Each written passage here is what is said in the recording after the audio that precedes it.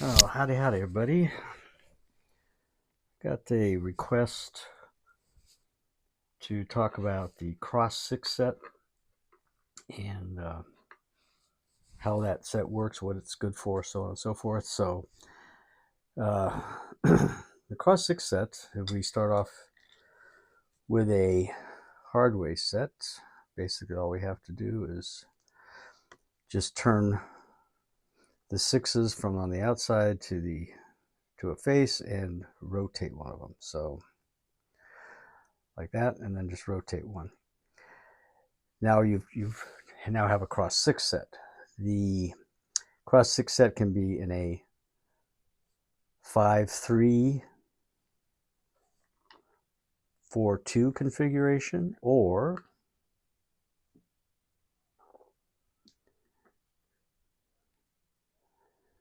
a 4-5-3-2 configuration. So in other words, that covers your inside box numbers in terms of primary hits, right? Single pitches would give you 10s, 8s, 6s, and 4s. So it can be a really good set for picking up those outside numbers as well. Double pitches are going to create a 7 and a 7, so 2 7s on the double pitch if you keep it on axis primary. But double pitches will only give you an 8 or a 6.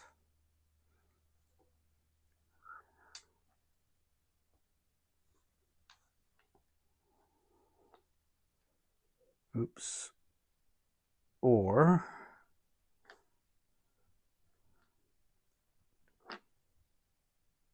fives, nines, fives. So see how that works?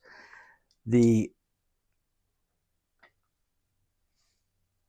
cross 6 set, to my way of thinking, is essentially a V set. It's the same, you're doing the same thing in creating the set. To create a V set, what do? We just take, again, a standard hardware set with a 6-1 axis, right? Which I call a 7 axis, and just do that. That's created the 2V, or bring those 3s on top if you wish, and just turn that 1 in like that to create the 3V. It's really the same thing, because what you're doing the same thing with 6s on the in that configuration, that hardware set or that 7-axis set configuration, putting 6s on the primary faces versus the in this case it would be the 5s and the 2s, because you got the 3s and the 4s showing on primary faces. So the 5s and the 2s would be in the center now, right? And whenever you have two numbers in the center touching each other that are a 7 or equal to 7, or whenever you put the same two numbers in the center on the axis, you have a 7-axis set. 7-axis set, the beauty of the 7-axis set is one die comes off axis, the other one stays on. You cannot throw a set. So what is the crossed 6 set? How do you throw? Which way should you throw it? Should you have the 6s on top and so forth?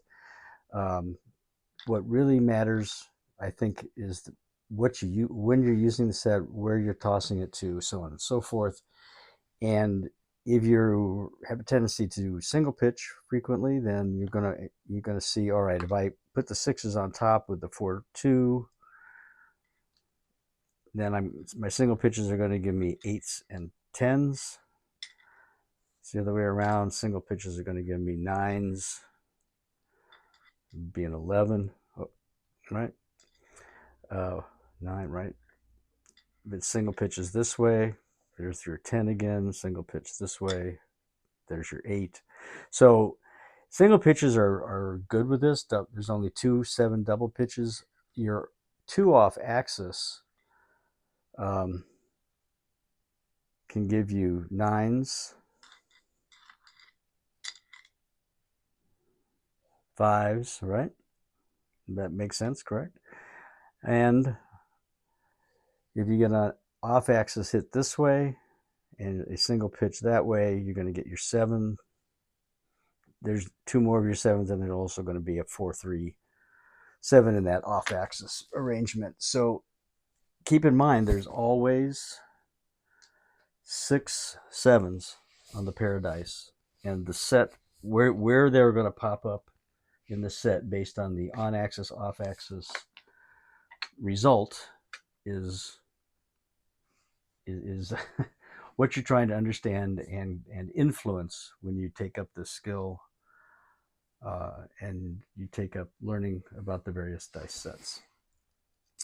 So that is the cross 6 set. I personally, when I'm using a cross 6 set, I like to have the 1s facing the back wall, and I have my thumb on the 6s. I also like to use this set if I'm faced with a little bit long table that has maybe a little bit funky bounce, or I'm not quite used to the table. I've never played it before, that sort of thing. I'll use this set in a lower trajectory toss, straight down into the back wall. You're trying to land the dice maybe 12 or more inches away from the back wall, let them just kind of roll up to the wall. I have had success using a conventional toss as well with the cross 6 sets. So that's kind of what it is. Sort of how it works, not sort of, that is how it works. And stay safe, stay happy, stay healthy. This is a 7-minute video. Hopefully everyone would stick around to the end of that one. All the best. Mudslide out.